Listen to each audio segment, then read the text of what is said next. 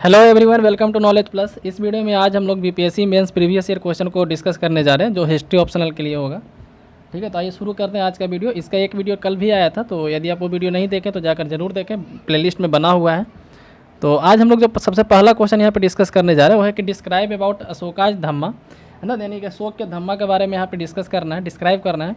और बुद्धिज्म को फैलाने में उसका क्या योगदान था, बुद्ध के मतलब कि धम्म के प्रचार प्रसार के लिए या फिर बुद्धिज्म के प्रचार प्रसार के लिए अशोक के द्वारा कौन कौन सा उपाय किया गया उसके बारे में डिस्कस करना है। तो आइए हम लोग शुरू करते हैं। इसका आंसर हम लोग कैसे लिख सकते हैं, है ना। हम लोग मेंस के लिए यहाँ पे मेनली प्रिपेयर कर रहे हैं। प्रीवियस ईयर क्वेश्चन है, 39 पीपीएससी में आया हुआ क्वेश्चन है। तो सबसे पहले हम लोग इसमें लिखेंगे कि अशोक के द्वारा जो है शिलाओं या फिर स्तंभों पे लेख लिखा जाता था, है ना। तो शिलाओं तथा स्तंभों पे लेख लिखे जाते थे और इससे हम लोग को अशोक के धर्म के व्यवहार के बारे में पता चलता है जो कि अत्यधिक मानवीय था। और अशोक जो है धर्म के प्रचार के लिए अपने साम्राज्य के लोग तथा बाहर के लोगों को जो है भी फैलाया था। मतलब कि अशोक जो अपने धर्म को अपने राज्य में तो फैलाया ही था, अपने राज्य से बाहर के लोगों को भी फैलाया था। ठीक है, और इस धर्म के प्रचार के लिए मतलब बुद्ध धर्म के प्रचार से अशोक अपने साम्राज्य के लोगों में तथा बाहर अच्छे जीवन के आदर्श को चरितार्थ करना चाहता था। इसके लिए उसने जहाँ कुछ नई बातें लाकर बौद्ध धर्म में उचित सुधार किया, वहाँ लोगों को धर्म परिवर्तन के लिए विवश नहीं किया। मतलब कि अशोक जो है धर्म परिवर्तन के लिए किसी को विवश नहीं किया। ठीक है, और अपने पूरे प्रशासन काल में अशोक ये निरंतर प्रयास करता रहा कि प्रजा के सभी वर्गों और संप्रदायों की सहमति का आधार ढूंढा जाए और समान आधार के अनुसार नीति अपनाई जाए।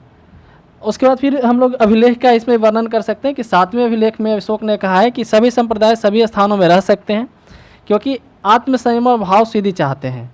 ठीक है, 12वें शिलालेख में उसने घोषणा की है कि अशोक सभी संप्रदाय के गृहस्थ लोगों को सम्मान करता है। ठीक है, तो इस तरीके से हम लोग यहाँ पे मेंशन कर सकते हैं। उसके बाद आगे लिख सकते हैं कि अशोक जो है धर्म की कल्पना जो है, अशोक के जो है धर्म की कल्पना जो है राजनीतिक दृष्टिकोण से भी किया था, राजनीतिक उद्देश्य से भी उसका कुछ था। ठीक है, जैसे चंद्रगुप्त मौर्य का जो शासनकाल था उस समय काफ़ी ज़्यादा केंद्रीकृत शासन था, मतलब सेंट्रलाइज सिस्टम था। ठीक है, इतना बड़ा राज्य होने के बाद भी सेंट्रलाइज सिस्टम था।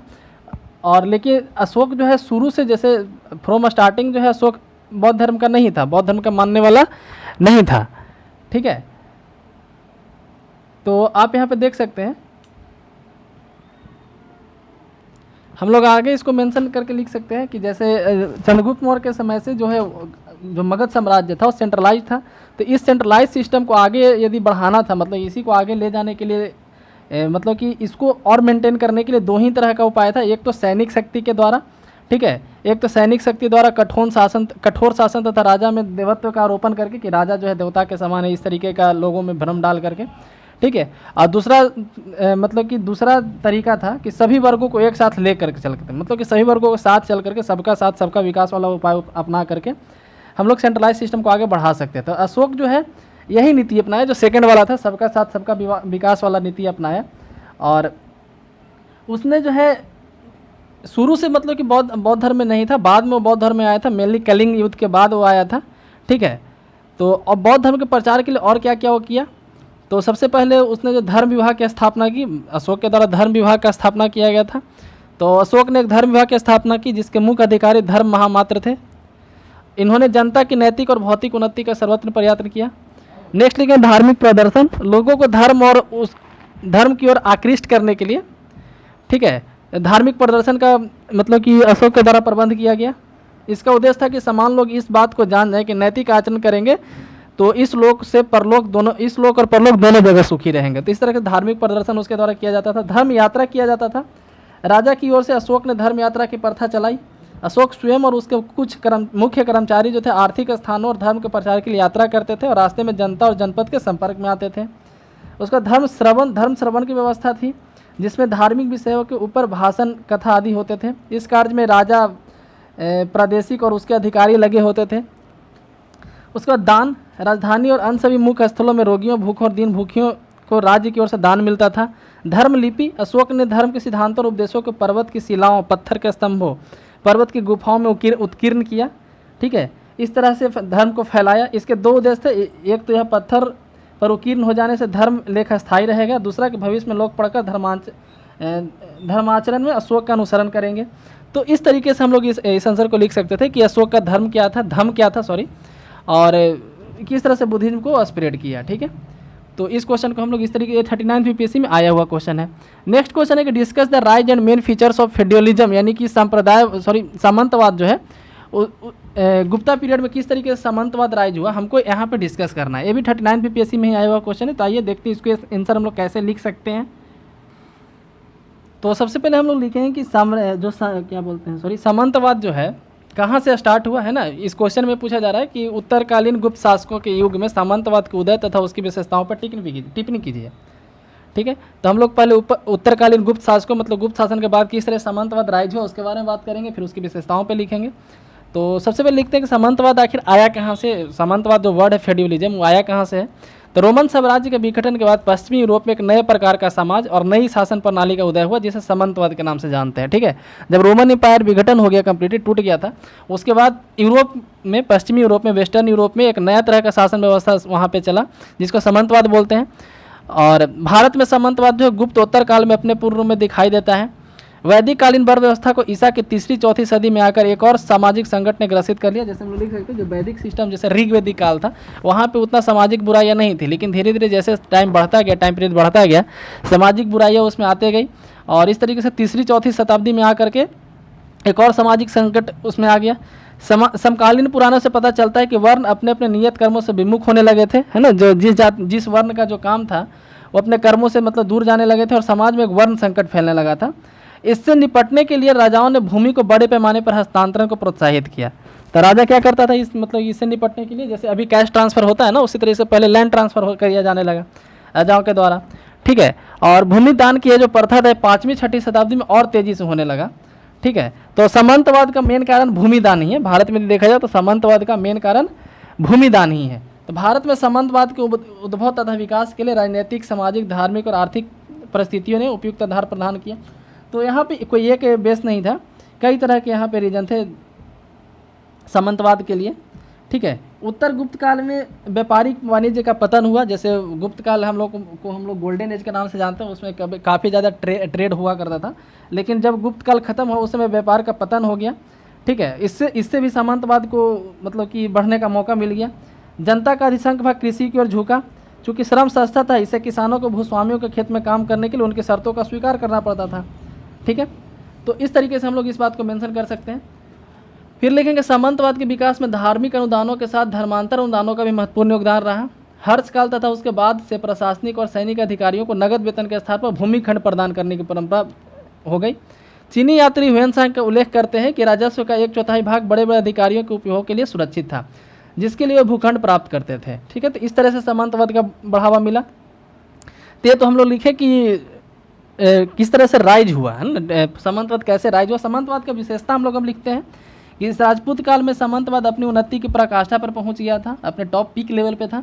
राज्य के अधिकारियों कर्मचारियों को उनकी सेवाओं के बदले भूमि खंड दिए जाने का सिद्धांत सर्वमान्य हो गया। मतलब अब कॉमन हो गया था कि राज्य का जितना स्टाफ हो, जितना गवर्नमेंट स्टाफ था उस समय, सबको पैसा न दे करके जमीन दिया जाने लगा। अनुदान प्राप्त भूमि पर धीरे धीरे वंशानुगत अधिकार होता चला गया। बड़े बड़े सामंतों के नीचे राजस्व वसूली के लिए जमींदार या छोटे सामंत की परंपरा शुरू हो गई। मतलब कि जैसे कोई सरकारी कर्मचारी उसके पास बहुत ज़्यादा जमीन हो गया तो राजस्व वसूली करने के लिए जो है छोटे कर्मचारी को रख लिया, अपने जूनियर कर्मचारी को। ठीक है, तो छोटे सामंत कहे जाने लगे। इस काल में सामंतों का प्रशासन में अधिक प्रभाव बढ़ गया। शासकों की सामंतों पर सैन्य निर्भरता बढ़ जाने के कारण राजा के शक्ति पर बुरा असर पड़ा। जब कभी केंद्र सत्ता दुर्बल हुई, शक्तिशाली सामंतों को अपनी स्वतंत्रता की घोषणा करने में देर नहीं लगी। तो इस तरीके से लिख सकते हैं पहला फीचर। दूसरा क्या लिख सकते हैं कि छोटे छोटे राज्यों तथा सामंतों की बढ़ोतरी ने व्यापार वाणिज्य पर भी बुरा असर डाला। अनेक प्रकार के स्थानीय मापों तथा बाट प्रचलन में आने से अनेक सामंती चुंगियों के बढ़ने से व्यापारियों के लिए अधिक दूर तथा व्यापार करना लाभप्रद नहीं रहा। तो जैसे जब डिफरेंट सामंत यहाँ पे राजा बन जाएंगे, जैसे ही कोई सेंट्रलाइज सिस्टम जब कमज़ोर पड़ता था तो सामंत अपने आप को स्वतंत्र घोषित कर लेते थे, राजा घोषित कर लेते थे। तो हर राज्य में जिस तरीके से आज भी करेंसी डिफरेंट होता है डिफरेंट कंट्री में, उसी तरीके से हर राज्य के अंदर भी करेंसी डिफरेंट हुआ करता था, तौलने का पैमाना डिफरेंट हुआ करता था। इस कारण से बिजनेस करने में काफ़ी प्रॉब्लम आने लगा। सामंतवाद के विकास से गाँव में आत्मनिर्भरता आ गई और वे अपनी आवश्यकता की वस्तुओं की पूर्ति ग्रामीण आर्थिक इकाइयों से ही करने लगे। मुद्रा प्रसार के चलन में ह्रास के फलस्वरूप वस्तु विनिमय को बढ़ावा मिल गया। तो ये था सामंतवाद का कुछ फीचर।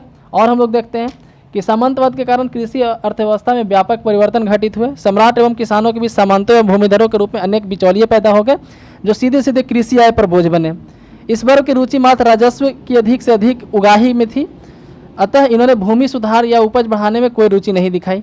ठीक है, भूमि उपज का 1/6 भाग कर के रूप में निर्धारित था, लेकिन व्यवहार में अधिक वसूली की जाती थी। फलतः कृषि उपज का अधिकांश भाग सामंती देवों के निपटाने में ही समाप्त हो जाता था। उसके बाद लिखेंगे कि पूर्व मध्यकाल तक आते आते भूमि पर सामुदायिक आधार के सिद्धांत को नकार दिया गया और यह मान लिया कि भूमि पर राजा या व्यक्ति विशेष का अधिकार है। पहले जो होता था लैंड जो है कम्युनिटी का होता था, मतलब पूरे समाज का होता था, लेकिन बाद में जब मध्यकाल आया तो उस समय तक भूमि पर किसी एक आदमी का अधिकार होने लगा। भूमि का विभाजन भी मान्य हो गया। इस काल में राजा का भूमि पर स्वामित्व का इतना विकास हुआ कि उसके आगे कृषकों का स्वामित्व अर्थहीन हो गया। इस प्रवृत्ति के आधार पर सामंतों ने अधिक राजस्व वसूली की अपेक्षा से जोतदारों को बदलने के अधिकार का व्यापक दुरुपयोग किया, जिससे कहीं कहीं किसानों की स्थिति दासों जैसी हो गई। इसी आधार पर जो है एक और फीचर हम लोग देख सकते हैं कि जैसे जैसे सामंत वर्ग शक्तिशाली होता गया वैसे वैसे भूमि पर राजकीय नियंत्रण शिथिल होता गया। मतलब जैसे सामंत शक्तिशाली हो जाते थे तो राजा का नियंत्रण जो है ज़मीन पे कमज़ोर पड़ता गया। ठीक है, सामंती व्यवस्था में सम्राट एवं सबसे नीचे स्थित कृषक वर्ग दोनों की स्थिति खराब हो गई और इन दोनों के बीच एक सामंत एवं बिचौलिए अधिक समृद्ध हो गए। लेकिन इतना अवश्य कि सामंतों द्वारा प्रशासनिक कार्य लिए जाने पर सम्राट को किसी विस्तृत नौकरशाही की आवश्यकता नहीं पड़ी, क्योंकि सारा काम सामंत ही कर देते थे। ठीक है, तो हम इस तरह से ये सब फीचर लिख सकते हैं सामंतवाद का, इंडिया में किस तरह से सामंतवाद फैला गुप्ता पीरियड के बाद। और निष्कर्षतः हम कह सकते हैं कि भूमिदान, धार्मिक एवं धर्मेतर अनुदान, विदेशी व्यापार वाणिज्य के पतन एवं केंद्रीय सत्ता के कमजोर पड़ने से जिस सामंतवाद का उदय 1ली शताब्दी ईसा पूर्व भारत में आरंभ हुआ वह 5वीं-6ठी शताब्दी में अत्यंत तेज हो गया और 12वीं शताब्दी के राजपूत काल में अपनी प्रकाष्ठा पर पहुंच गया। इसका सबसे बड़ा लाभ यह हुआ कि भारत एक आत्मनिर्भर ग्रामीण व्यवस्था का उदय हुआ और प्रत्येक गांव एक स्वतंत्र आर्थिक इकाई के रूप में काम करने लगा। लेकिन केंद्रीय सत्ता के कमजोर पड़ जाने पर यह साम्राज्य के विघटन और पतन को बढ़ावा दिया। सामंतवाद किसी न किसी रूप में आज भी कायम है ना। तो हम लोग इस तरह से इसका आंसर लिख सकते हैं। ठीक है, नेक्स्ट क्वेश्चन हम लोग देखते हैं कि डिस्कस इन ब्रीफ, है ना, शॉर्ट में यहाँ पे डिस्कस करना है राइज ऑफ राजपूत, यानी कि राजपूतों का उदय। ठीक है, तो ये भी 39 यूपीएससी में ही आया हुआ क्वेश्चन है। तो हम लोग इसके बारे में कैसे आंसर लिखेंगे हम लोग यहाँ पे देखते हैं। तो पहले तो राजपूत काल कब से कब तक जाना जाता है इसके बारे में लिखेंगे कि प्राचीन भारतीय इतिहास में हर्षवर्धन की मृत्यु के पश्चात से, यानी हर्षवर्धन के मौत के बाद से 1200 ईस्वी तक के काल को राजपूत युग के नाम से जाना जाता है। इस युग में राजपूत काफ़ी फेमस हुआ करते थे। ठीक है, तो उसके बाद लिखेंगे राजपूत का उद्भव कैसे हुआ, क्योंकि हमको यहाँ ब्रीफ में डिस्कस करना, डिटेल में नहीं लिखना है। तो लिखेंगे कि इतिहासकारों ने राजपूतों की उत्पत्ति की व्याख्या विभिन्न रूप से की है। विभिन्न राजपूत राजाओं के अभिलेख, उनके दरबारी कवियों की रचनाओं, प्रशस्तियों आदि में दावा किया गया है कि राजपूत प्राचीनकालीन क्षत्रियों के वंशज थे। यद्यपि राजपूत शब्द का प्रयोग अर्थशास्त्र, हर्षचरित्र आदि में भी देखा जा सकता है, किंतु मध्यकाल में इसका प्रयोग का एक व्यापक अर्थ था। अरबों के सिंध पर आक्रमण की चर्चा करने वाली ऐतिहासिक पुस्तक चचनामा, है ना, चचनामा के लेखक कौन है यदि आप जानते हो तो बताएं। तो इसमें अरबों का आक्रमण के बारे में दिखाया गया है कि अरब पे सिंध पे अरबों का किस तरह से आक्रमण हुआ, चचनामा में बताया गया। तो इसमें भी ये बताया गया, राजपूत शब्द का उल्लेख किया गया। राजपूत के लिए इसमें एक वर्ड यूज किया गया, अबना ए मुलुक। ठीक है, इसके ही समांतर एक अन्य दृष्टिकोण है कि राजपूतों को गैर आर्य मूल के शासकों रूप में भी माना जाता है। तो मतलब कि राजपूत का उद्भव कैसे हुआ इसके बारे में कोई मतलब परफेक्ट थ्योरी नहीं है। डिफरेंट राइटर्स के द्वारा, डिफरेंट हिस्टोरियंस के द्वारा डिफरेंट थ्योरी दिया गया है। तो जैसे एक और दृष्टिकोण है कि राजपूत को गैर आर्य मूल के शासकों के रूप में जाना जाता है, जिन्हें आर्यीकरण के क्रम में हिंदू समाज में शामिल कर लिया गया। चूंकि वे शासक समुदाय से संबंधित है, अतः उन्हें क्षत्रियों के समकक्ष दर्जा मिलना ही था तथा उनकी पहचान राजाओं के संतान के रूप में की गई और उन्हें जातीय पदानुक्रम में क्षत्रियों के समकक्ष रखा गया। ठीक है, तो पहले आर्य नहीं थे, ऐसा माना जाता है किसी किसी के द्वारा।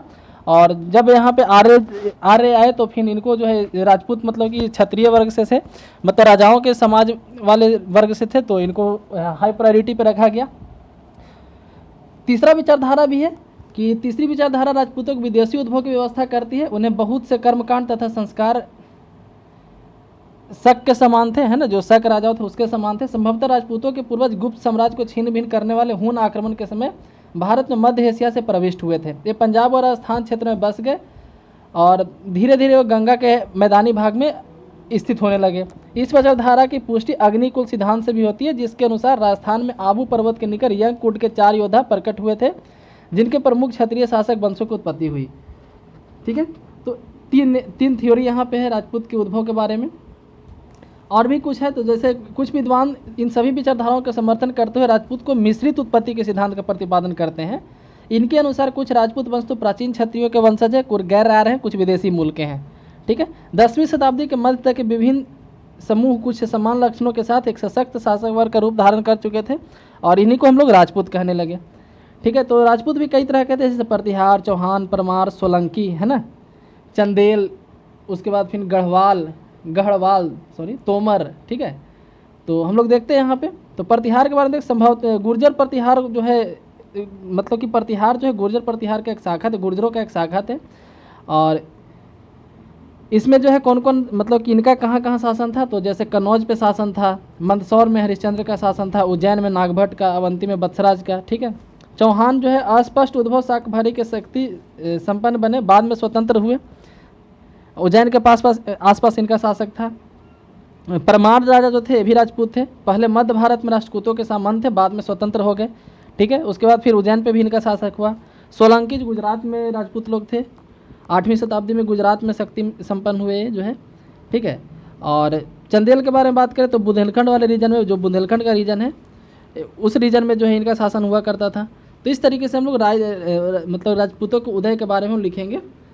उसके बाद बुद्धिज्म एंड जैनिज्म, मतलब कि बुद्ध और जैन के बारे में यहाँ पर डिस्कस करना है, तो उसके बारे में हम लोग लिख सकते हैं डिटेल में, यहाँ भी इन ब्रीफ ही डिस्कस करना है। ठीक है,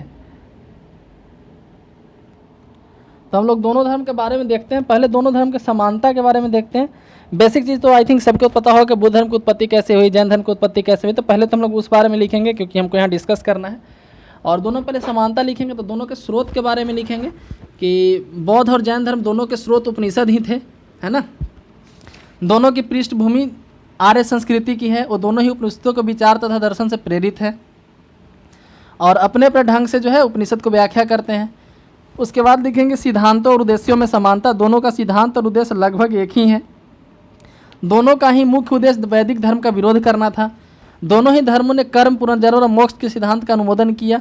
इसके अतिरिक्त दोनों धर्म अहिंसा, सच्चरित्रा और नैतिकता पर बल देते हैं, है ना, मतलब कि अहिंसा करना, अच्छा चरित्र रखना, नैतिकता पर बल देते हैं। वेदों का विरोध दोनों धर्म के द्वारा किया गया। ठीक है, और दोनों जो है वेद को स्वीकार नहीं करते थे, कर्म कांड के विरोधी थे। फिर उसके बाद भी बहुदेववाद, मतलब कि एक से ज़्यादा देवताओं को मानना, है ना, बहु ईश्वरवाद को विरोध करते थे। उसके बाद सामाजिक भेदभाव के दोनों विरोधी थे। तो ये सब समानता में लिखेंगे कि बौद्ध धर्म एवं जैन धर्म वर्ण व्यवस्था के समान रूप से विरोधी थे। सामाजिक समानता स्थापित करना दोनों ही धर्म का उद्देश्य था, अतः वे ऊंच नीच, जाति पाति तथा भेदभाव का विरोध करते थे। जीवन के प्रति दृष्टिकोण लिखेंगे। फिर दोनों ही धर्मों का जीवन के प्रति दृष्टिकोण दुख प्रधान था, अतः दोनों को ही उद्देश्य मानव जाति का कल्याण करना और उन्हें संसार रूपी दुख के सागर से मुक्ति दिलाना था। उसका धर्म प्रचार पे बल देना। बौद्ध और जैन धर्म दोनों धर्म प्रचार को बहुत आवश्यक माना, ठीक, और प्रयास किया इसके लिए। ठीक है, दोनों अपने धर्म प्रचार के लिए लोकल लैंग्वेज में बात करते थे। वहाँ का जो लोकल जिस एरिया में प्रचार करते थे, संस्कृत के स्थान पर पाली और प्राकृत भाषा का उपयोग किया।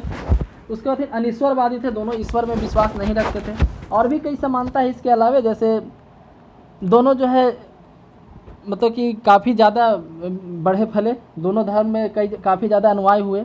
उसके बाद इन कई जो है सेक्ट में टूट भी गए, जैसे बौद्ध धर्म हीनयान, महायान, वज्रयान में टूट गया। उसी तरह से जैन जो है डिफरेंट सेक्टर में टूट गया, दिगंबर, श्वेतांबर में टूट गया, है ना। तो ये भी एक समानता है कि दोनों आगे चल करके डिफरेंट सेक्ट में टूट गए। उसके बाद फिर लिखेंगे बौद्ध और धर्म में क्या क्या असमानता है, क्या क्या भिन्नता है, तो उसके बारे में हम लोग लिखेंगे। तो जैसे लिखेंगे कि अहिंसा के बारे में, ठीक है, दोनों अहिंसा के सिद्धांत को मानता था, लेकिन जैन धर्म कुछ ज़्यादा ही कठोर रूप से अहिंसा का मानता था। ठीक है, जैन धर्म वनस्पतियों में भी प्राण मानते हैं और जीव हत्या के विरोध करते हैं। अब बौद्ध धर्म में अहिंसा के व्यवहारिक स्वरूप को मानना, मतलब बौद्ध धर्म का जो अहिंसा है और जैन धर्म का अहिंसा काफ़ी ज़्यादा कठिन है, जैन धर्म का जो अहिंसा है। उसके बाद ईश्वर और आत्मा के बारे में, तो महात्मा बुद्ध ईश्वर और आत्मा के विषय में मौन रहे थे, अतः माना जाता है कि बौद्ध धर्म अनिश्वरवादी और अनात्मावादी है, किंतु जैन धर्म आत्मा के अस्तित्व में विश्वास करता है। जैन धर्म ईश्वर के अस्तित्व को भी स्वीकार करता है, किंतु उसे सृष्टिकर्ता नहीं मानता। उसके बाद लिखेंगे मोक्ष प्राप्ति। तो बौद्ध धर्म निर्वाण यानी कि मोक्ष प्राप्त करने के लिए मृत्यु आवश्यक नहीं मानता। ठीक है, बौद्ध धर्म के अनुसार निर्वाण जीवित अवस्था में प्राप्त किया जा सकता है, लेकिन जैन धर्म ऐसा नहीं मानता। जैन धर्म के अनुसार कैवल्य जो है, वहाँ मोक्ष प्राप्ति को कैवल्य बोलते हैं और बौद्ध धर्म में निर्वाण बोलते हैं। तो जैन धर्म के अनुसार कि कैवल्य तभी हो सकता है जब मृत्यु हो जाए आदमी का। ठीक है, दुखों से मुक्ति प्राप्त करने को ही कैवल्य कहा गया है। उसके बाद निर्माण और केवल की प्राप्ति के साधन, तो दोनों का निर्माण और केवल की प्राप्ति के साधन डिफरेंट है। तो इसमें भी लिखेंगे बौद्ध धर्म निर्माण प्राप्त करने के लिए मध्यम मार्ग का पालन करता है, मिडिल पाथ को फॉलो करता है, शारीरिक कष्ट उठाने का विरोध करता है, जबकि धर्म केवल प्राप्ति के लिए कठोरतर उपवासों की राह पर चलना बताता है। तो इस तरीके से दोनों धर्म के बारे में हम लोग लिखेंगे। उसके बाद क्वेश्चन है कि चाइनीज ट्रेवलर जो है, मतलब कि जो चीनी यात्री हैं, उनके द्वारा जो लिखा गया डिफरेंट डायरी लिखा गया, जैसे ह्यूएनसांग हो गया या फिर फाहियान हो गया, उसके द्वारा जो लिखा गया साक्ष्य है, उनके द्वारा जो नोट्स लिखा गया है, जो किताब है, उसको कैसे हम लोग भारत के इतिहास के सोर्स के रूप में, एक स्रोत के रूप में हम लोग देख सकते हैं। तो हम लोग यहाँ उसको देखते हैं।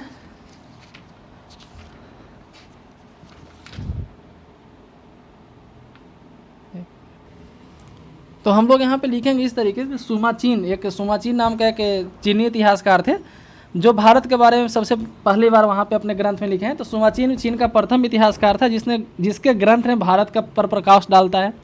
उसके बाद फिर हम लिखेंगे कि फाहियान, ह्वेनसांग, इत्सिंग, ये सब चीनी यात्री यहाँ आए। फाहियान 399 ईस्वी से 414 ईस्वी तक आए।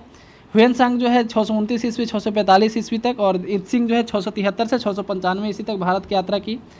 इन तीनों यात्रियों ने अपनी रजाओं के रोचक वृत्तांत लिखे हैं, जिनमें भारत के रीति रिवाजों, राजनीतिक स्थिति और शिक्षा के विषय में विशेष रूप से लिखा है।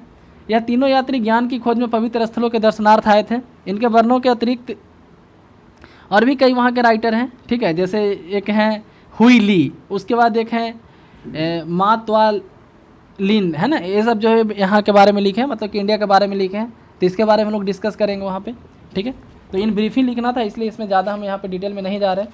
उसके बाद है मौर्यों का शासन व्यवस्था किस तरीके का था, इसके बारे में हमको यहाँ पर प्रकाश डालना है। मौर्यों का जो शासन व्यवस्था था, ठीक है, तो मौर्यों का शासन व्यवस्था काफ़ी सेंट्रलाइज था, जैसा कि हम लोग कुछ देर पहले क्वेश्चन में हम लोग डिस्कस कर रहे थे, आई थिंक फर्स्ट क्वेश्चन में ही। तो मौर्य के बारे में सबसे पहले लिखेंगे कि पहली बार राजनीतिक एकता प्राप्त की तथा एक विशाल साम्राज्य पर मौर्य शासकों ने शासन किया, ठीक है। राजनीतिक एकता प्राप्त की, पूरे देश को एक सूत्र में बांटा, उसके बाद उसके बाद फिर शासन किया। यहाँ पे कई ऐतिहासिक स्रोत अवेलेबल हैं, है ना, कई बुक अवेलेबल हैं जिसमें मौर्यों के बारे में बताते हैं, जैसे कौटिल्य का जो लिखा गया है अर्थशास्त्र, मेगास्थनीज का इंडिका, अशोक का शिलालेख, और भी कई यूनानी रचनाओं से मौर्य कालीन प्रशासन के बारे में पता चलता है, ठीक है। तो चंद्रगुप्त मौर्य अपने गुरु मित्र प्रधानमंत्री चाणक्य की सहायता से जिस शासन प्रणाली को प्रारंभ किया, उल्लेखनीय कि लगभग 2000 वर्षों के उपरांत अंग्रेजों ने भी लगभग उसी शासन प्रणाली को भारत में प्रतिस्थापित किया। मतलब कि कहने का मतलब है कि जिस तरह से मौर्य लोग जो है शासन करते थे यहाँ, उसी तरह से अंग्रेज लोग भी यहाँ शासन कर ले, उसी तरह सेंट्रलाइज सिस्टम से शासन करते थे। और उसके बाद फिर अशोक ने भी शासन किया काफ़ी अच्छे तरीके से, काफ़ी लंबे समय तक। तो हम लोग मौर्यों का जो शासन व्यवस्था उसको कई बांट सकते हैं, कई भाग में बांट सकते हैं, जैसे केंद्रीय प्रशासन, प्रांतीय प्रशासन, न्याय प्रशासन, राजस्व प्रशासन, गुप्तचर व्यवस्था, सैन्य प्रशासन, लोकहित कार्य, है ना, अशोक के द्वारा क्या क्या सुधार किया गया, तो इस तरीके से हम लोग लिख सकते हैं। उसके बाद हम लोग केंद्रीय प्रशासन के बारे में देखते हैं कि मौर्य प्रशासन के अंतर्गत भारत में पहली बार राजनीतिक एकता देखने को मिली। इसमें सत्ता का केंद्रीकरण अवश्य हुआ, पर राजा अपने अधिकारों के प्रति जरा सी बर्बर नहीं होता था, काफ़ी उदार राजा थे ये लोग। उसके बाद लिखेंगे मौर्य कला में गणराज्यों का ह्रास होने लगा, जिसके परिणाम स्वरूप राजतंत्रात्मक व्यवस्था की स्थिति काफ़ी मजबूत हो रही थी। राजा के पास समस्त अधिकार एवं शक्तियाँ होती थी, मुख्यतः उसके पास सैनिक, न्यायिक, वैधानिक और कार्यकारिक मामलों का पूरा अधिकार होता था। तो इसके बारे में लिखेंगे।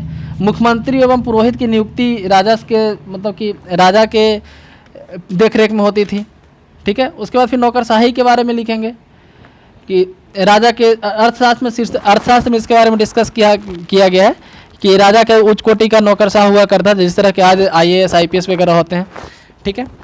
उसके बाद प्रांतीय प्रशासन के बारे में लिखेंगे कि इसमें प्रांत, क्योंकि पूरा बड़ा देश था, जैसे आज स्टेट होता है उस समय से पहले भी प्रांत हुआ करते थे, और प्रांतों का अपना एक राजधानी हुआ करता था, जैसे कलिंग का राजधानी था तोसाली, उत्तरापद का राजधानी था तक्षशिला, अवंती राष्ट्र का राजधानी था उज्जैनी, ठीक है, दक्षिण पंथ का राजधानी था सुवर्णागिरी। तो इस तरीके से प्रांतीय प्रशासन के बारे में लिखें कि प्रांतों का प्रशासन राज परिवार के ही किसी व्यक्ति द्वारा होता था, ठीक है। तो इसके प्रांत में कई मंडल होते थे, जिसकी तुलना अधिक आधुनिक कमिश्नरियों से की जा सकती है। अर्थशास्त्र में उल्लेखित प्रदेष्टा नामक अधिकारी मंडल का प्रधान होता था, जिसे अशोक के अभिलेखों में प्रादेशिक कहा गया है। जिले का प्रशासन स्थानिक के हाथों में होता है, जैसे आज DM होता है, पहले स्थानिक हुआ करता था। प्रशासन की सबसे छोटी इकाई ग्राम थी, गाँव के मुखिया को ग्रामिक कहा जाता था। मेगास्थनीज के अनुसार नगर का प्रशासन 30 सदस्यों का एक मंडल करता था। ये मंडल 6 समितियों में विभाजित थे, प्रत्येक समिति में 5 सदस्य होते थे। तो इस तरीके से हम लोग प्रांतीय व्यवस्था के बारे में लिखेंगे। उसके बाद न्याय व्यवस्था के बारे में लिखेंगे कि साम्राज्य का सर्वोच्च न्यायाधीश सम्राट होता था। न्यायालय मुख्यतः 2 भाग में विभाजित था, धर्मस्थलीय न्यायालय और कंटन शोधन न्यायालय। धर्मस्थानीय न्यायालय में न्याय धर्मशास्त्र में दक्ष अमात्य मिलकर करते थे, जो न्याय धर्मशास्त्र में जो मतलब कि निपुण हुआ करते थे। इसका स्वरूप एक तरह से दीवानी अदालतों जैसा था, ठीक है। कंटक शोधन न्यायालय में 3 प्रादेश एवं 3 अमात्य मिलकर न्याय करते थे। इसके न्याय का विषय राज्य एवं व्यक्ति के बीच का विवाद होता था।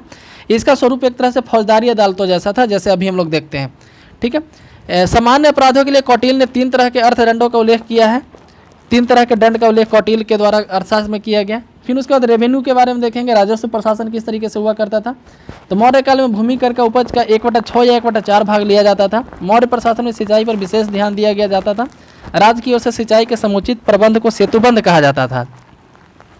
जूनागढ़ अभिलेख में किए गए उल्लेख से यह स्पष्ट होता है कि चंद्रगुप्त मौर्य के गवर्नर पुष्यपुत्र ने उर्जेत पर्वत पर एक सेतु निर्माण करवाकर सुदर्शन झील का सिंचाई के लिए निर्माण करवाया था, ठीक है। तो इस तरीके से हम लोग इसके बारे में लिख सकते हैं। सैन्य प्रशासन के बारे में लिखेंगे कि चंद्रगुप्त मौर्य की सेना में लगभग 6 लाख पैदल सैनिक, 50,000 अश्वारोही सैनिक, 9,000 हाथी और 8,000 रथ थे। मेगास्थनीज के अनुसार इस विशाल सेना के रख रखाव तो 6 समितियों का गठन किया गया था, ठीक है। उसके बाद गुप्तचर व्यवस्था के बारे में लिखेंगे, कुछ समय गुप्तचर व्यवस्था भी था।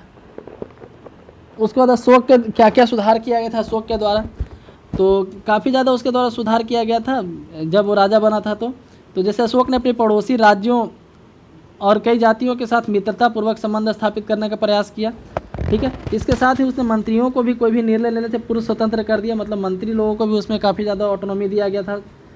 इसी उद्देश्य से वह मंत्री परिषद की बैठक में भी भाग नहीं लेता था, ताकि मंत्री परिषद स्वतंत्रता पूर्वक निर्णय ले सके, ठीक है।